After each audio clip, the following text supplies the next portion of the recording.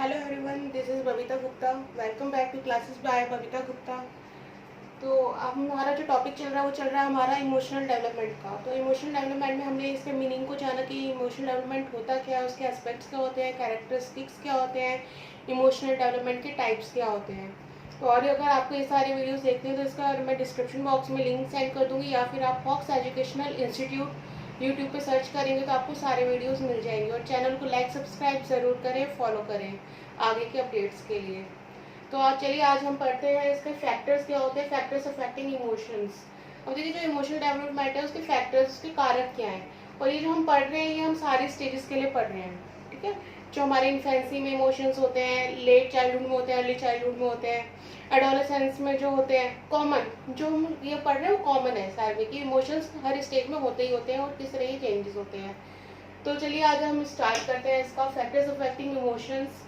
कि क्या ऐसे कारक हैं जो इमोशंस को अफेक्ट करते हैं, उस पर असर डालते हैं। तो इसमें हमारा सबसे पहला पॉइंट आता है इन्वायरमेंट ऑफ स्कूल।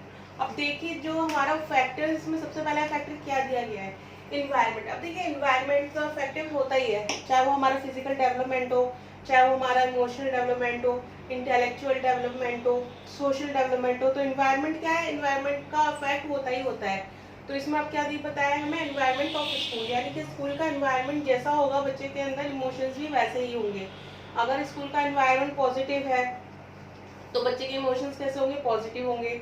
अगर स्कूल का एनवायरनमेंट ऐसा है कि टीचर्स बच्चे पे ध्यान नहीं दे रहे हैं, या क्लासरूम में कुछ मैशअप हो रहा है, कुछ ऐसा मैसअप हो रहा है कि बच्चे आपस में लड़ रहे हैं या कुछ हो, मतलब एक होता है ना कि क्लास में डिसबैलेंस है, तो क्या होगा, नेगेटिविटी आएगी। तो उसमें इमोशंस क्या होंगे, नेगेटिव हो जाते हैं।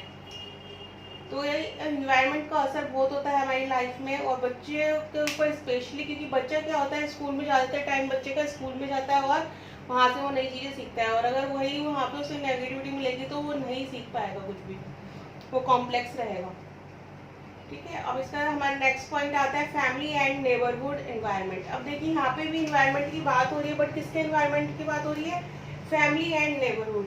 अब देखिए पहले हमने बात की स्कूल की, क्योंकि बच्चा क्या होता है स्कूल में रहता है, सुबह जब तैयार होकर स्कूल में जाता है वहाँ से सीखता है पॉजिटिविटी नेगेटिविटी जो भी है। कई बार बच्चे गलत चीज़ें किसी बच्चे के साथ में बैठ के सीख जाते हैं, तो फिर पेरेंट्स जाते हैं स्कूल में और बोलते हैं टीचर को कि ऐसा सीखा है। तो वो क्या इन्वायरमेंट का असर है। तो अब देखिए इसमें फैमिली और नेबरहुड की हम बात कर रहे हैं। फैमिली एंड नेबरहुड में इन्वायरमेंट का असर कैसे होता है, बच्चे का फैमिली का जैसा इन्वायरमेंट होगा ना और नेबरहुड जैसा होगा।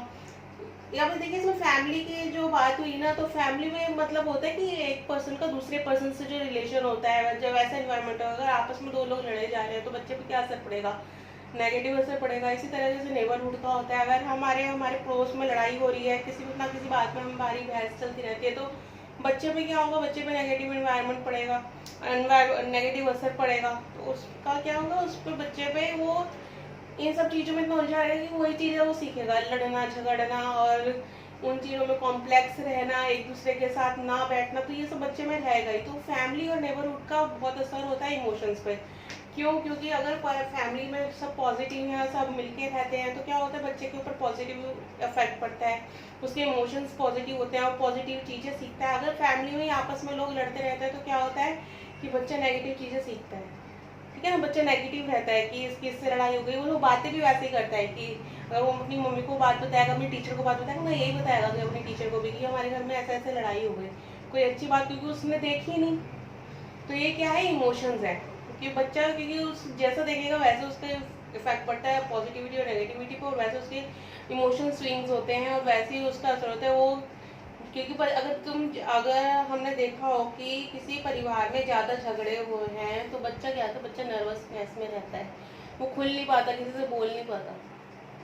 तो इसका फैमिली और नेबरहुड का असर जो होता है ना इमोशंस पर बहुत ज़्यादा पड़ता है। अब इसके बाद में नेक्स्ट पॉइंट आता है हमारा हेल्थ एंड फिजिकल डेवलपमेंट। देखिए जो हमने डेवलपमेंट पढ़ा, फिजिकल डेवलपमेंट हमने पढ़ा, इंटेलेक्चुअल डेवलपमेंट हमने पढ़ा, इमोशनल डेवलपमेंट हम पढ़ रहे हैं और सोशल डेवलपमेंट हम पढ़ेंगे। तो वो सब क्या है, वो इमोशंस पर इफेक्ट डालते हैं। तो इसमें हम बात क्या करें, हेल्थ एंड फिजिकल डेवलपमेंट। अब देखिए हेल्थ एंड फिजिकल डेवलपमेंट, अगर मान लीजिए किसी बच्चे का ग्रोथ कम है तो क्या होगा कि आसपास के लोग उसको वैसे ही ट्रीट करेंगे, उसको फिजिक्स को उसका देख के ट्रीट करते हैं, या बच्चा खुद में कॉम्प्लेक्स खा जाता है कि अब मैं, अगर कोई बच्चा हेल्दी है तो कितना मोटा है, ऐसे ट्रीट करते हैं बच्चे को। और अगर बहुत ज़्यादा वो पतला है तो उसको ऐसे बोलते हैं कि खाने को नहीं मिलता। तो ये क्या नेगेटिव चीज़ें हैं जो बच्चों को क्या कहते हैं नेगेटिव कर देती हैं, और ये हेल्थ एंड फिजिकल डेवलपमेंट होता है जिसका असर पड़ रहा है इमोशंस पे। और देखिए इसका एक चीज़ और है, अगर बच्चे का हेल्थ अगर अच्छी नहीं है, अंडर न्यूट्रिशन है बच्चा, अगर उसको सही से वो पोषक तत्व नहीं मिल पा रहे, तब भी क्या होंगे, उसके इमोशन सही नहीं होंगे, है ना। क्योंकि वो अगर सही से नहीं खा पा रहा है तो उसकी बॉडी सही से एक्टिव भी नहीं रह पाएगी उसी तरह से, और बॉडी एक्टिव नहीं होगी तो उसका इमोशंस उसके अंदर रहेंगे, उसके अंदर लेजीनेस रहेगी और चिड़चिड़ापन रहेगा। तो वो क्या है, वो सब इमोशंस का पार्ट है। तो हेल्थ एंड फिजिकल डेवलपमेंट का फर्क पड़ता है किस पे, इमोशंस पे। अब उसके बाद में आता है इंटेलेक्चुअल एफिशिएंसी। अब देखिए जो इंटेलेक्चुअल एफिशिएंसी है, इंटेलेक्चुअल एफिशिएंसी क्या है, जो हमने इंटेलेक्चुअल डेवलपमेंट पढ़ा था, मेंटल डेवलपमेंट पढ़ा था, वही है इंटेलेक्चुअल एफिशिएंसी की इंटेलेक्चुअल बच्चा कितना सक्षम है, जितना वो सक्षम होगा इंटेलेक्चुअली, मेंटल डेवलपमेंट जितना अच्छा होगा वैसे ही उसके इमोशंस होंगे। अगर उसका इंटेलेक्चुअल डेवलपमेंट अच्छा नहीं होगा तो उसके इमोशंस क्या होंगे, उसके इमोशंस बहुत अंडर कवरेज होंगे, यानी कि उसको जो है ना इमोशंस वो अपने एक्सप्रेस नहीं कर पाएगा, वो शाय रहेगा या चुपचाप रहेगा, वो फ्रस्ट्रेटेड रहेगा। तो इस तरीके से क्या है, इंटेलेक्चुअल एफिशिएंसी का फर्क पड़ता है किस पे, इमोशंस पे। नेक्स्ट आता है हमारा एज। अब देखिए एज के अकॉर्डिंग भी हमारे इमोशंस चेंज होते हैं। जैसे मैंने अभी पहले भी आपके वीडियो में शेयर किया था, कैरेक्टरिस्टिक्स में मैंने आपके साथ शेयर किया था कि एज के अकॉर्डिंग क्या होते हैं, इमोशंस चेंज होते हैं। क्योंकि इन्फेंसी में क्या होता है, इन्फेंसी में जो बच्चा दूध के लिए रो रहा होता है, क्या वो लेट चाइल्डहुड में भी रोएगा दूध के लिए? नहीं, वो दूध के लिए नहीं रोएगा। तो क्या इमोशंस चेंज हो गए उसके उस चीज के लिए, ठीक है ना। वो हमने कैरेक्टरिस्टिक में स्टिमुले में पढ़ा था। तो क्या है, एज का इफेक्ट पड़ता ही पड़ता है कि इमोशंस पर, क्योंकि इन्फेंसी में हमारे इमोशंस अलग होते हैं जो नेचुरल होते हैं, और उसके बाद में हमारे जो अर्ली चाइल्डहुड होते हैं उसमें इमोशंस अलग होते हैं, लेट चाइल्डहुड में इमोशंस अलग होते हैं क्योंकि बच्चा थोड़ा समझने लगता है चीज़ों को, और एडोलेसेंस में जो हमारे इमोशंस होते हैं वो अलग होते हैं, क्योंकि उसमें क्या होता है बच्चा और मैच्योर होने लगता है और उसकी थिंकिंग बढ़ जाती है, उसके इमोशंस वैसे हो जाते हैं, वो चीज़ों को टॉलरेट करना सीख जाता है। तो क्या होता है, वो कंट्रोल ऑफ इमोशंस होता है कि वो सीखने लगता है। तो क्या है, वो भी अफेक्ट पड़ रहा है इमोशंस का एज पर, कि उसके जो इमोशंस हैं वो चेंज हो रहे हैं बाय द एज। उसके बाद नेक्स्ट आता है सोशल डेवलपमेंट। अब देखिए सोशल डेवलपमेंट क्या होता है कि बच्चा व्यवहारिक रूप से किस तरीके से किसी से मिल रहा है, समाजीकरण उसका किस तरीके से हो रहा है बच्चे का। बच्चा जब सोसाइटी में जाता है, किसी से मिलता है, अब सोशल डेवलपमेंट का मतलब होता है कि अपने घर के बाहर के लोगों से जो हम मिलते हैं, तो ठीक है ना, या घर में भी अगर 10 जने रह रहे हैं तो उन 10 के साथ जो उसका बिहेवियर है, तो वो क्या है, सोशल डेवलपमेंट है। वो बाहर जा रहा है किसी के साथ, जैसे हम छोटे बच्चों को सिखाते हैं कि नमस्ते करो, हाय करो, हेलो करो, नमस्ते, ठीक है ना, जा रहे हो तो बाय करो, good afternoon, good morning, good evening, ये सब हम जो बच्चे को सिखाते हैं वो क्या है, हम सोशल होना बच्चों को सिखा रहे होते हैं।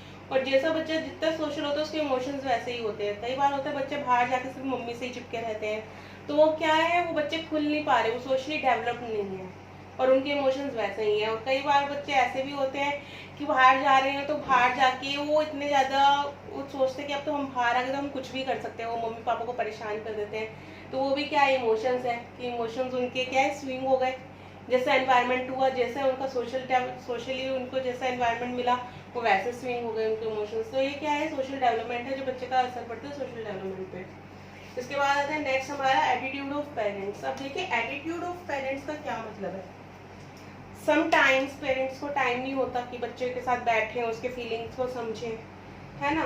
तो क्या है इसका जो इसमें एटीट्यूड ऑफ पेरेंट्स है, तो ये किसके उस पर दिया गया, टूवर्ड्स चिल्ड्रन, कि उनका अपने बच्चों के साथ व्यवहार कैसा है।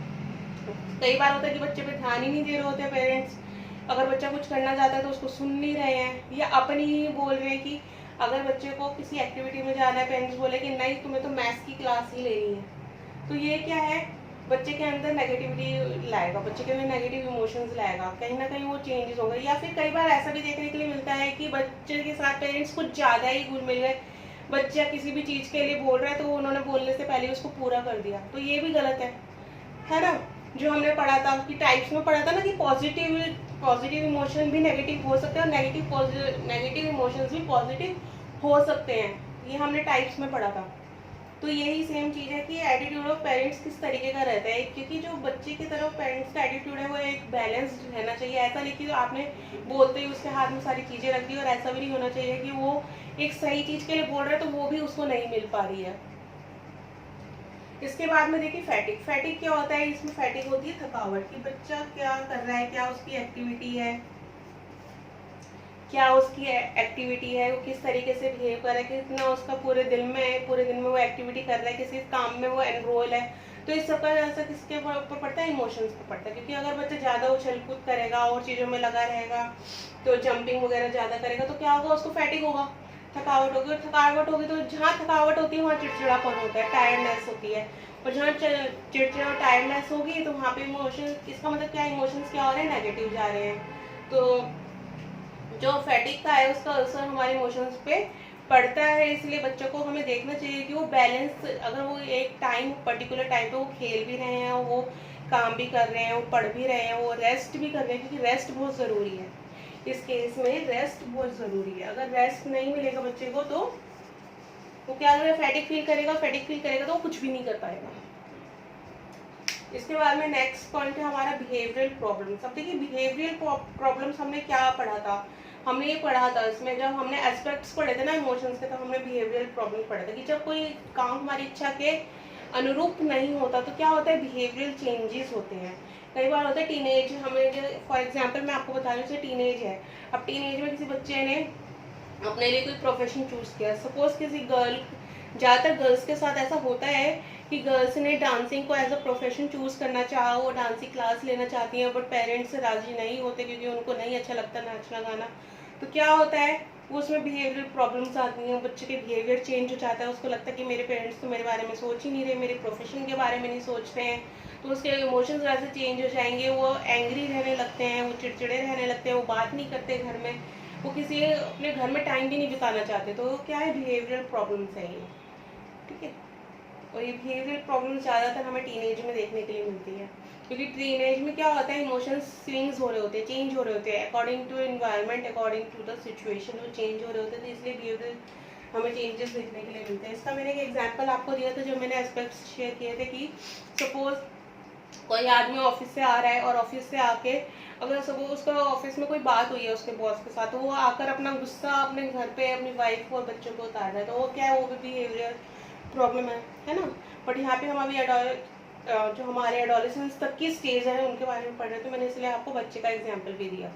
तो ये हमारे फैक्टर्स अफेक्टिंग इमोशंस। अब देखिए ये जो है ना, ये सारा पार्ट आप सोचेंगे कि हम ये क्यों पढ़ रहे हैं, ये हम पढ़ रहे हैं पैडागोजी के लिए। जो हमारा सीटेट की पैडागोजी है ना, वो इन्हीं बच्चों के जो इन्वायरमेंट चेंजेस होते हैं, बच्चों के अंदर जो इमोशन चेंजेस होते हैं, फिजिकल चेंजेस हो रहे हैं, सोशल चेंजेस हो रहे हैं उनके अंदर, तो ये क्या है, उन सब का असर होता है। और इसी में जो हमारे पैडागोजिकल क्वेश्चंस होते हैं ना, मोस्टली इन्हीं पे होता है कि अगर बच्चा इस तरीके की सिचुएशन में है तो वो कैसा फील करेगा, अगर वो ऐसा फील कर रहा है तो वो कौन सी स्टेज में है।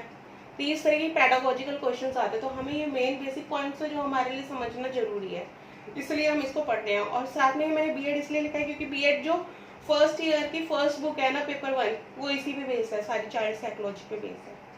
तो इसीलिए तो ये आपके दोनों के लिए इफेक्टिव है, दोनों के लिए, जो सीटेट कर रहे हैं उनके लिए भी ज़रूरी है और जो बीएड कर रहे हैं उनके लिए भी ज़रूरी है। बीएड वालों के लिए क्वेश्चन भी आते हैं एग्जाम्स में कि इमोशनल डेवलपमेंट क्या होता है, इसके कैरेक्टरिस्टिक्स क्या होता है, शॉर्ट नोट में भी आ जाता है, लॉन्ग क्वेश्चन इसमें भी आ जाता है।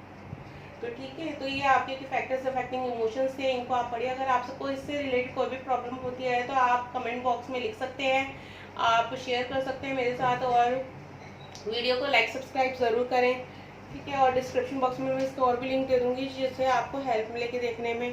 और जैसा कि मैंने बताया कि आप फॉक्स एजुकेशनल इंस्टीट्यूट अगर यूट्यूब पे सर्च करेंगे तो आपको सारे वीडियोज़ उस पर मिल जाएंगे। तो वीडियो को लाइक सब्सक्राइब ज़रूर करें, मिलते हैं नेक्स्ट वीडियो में। Thank you.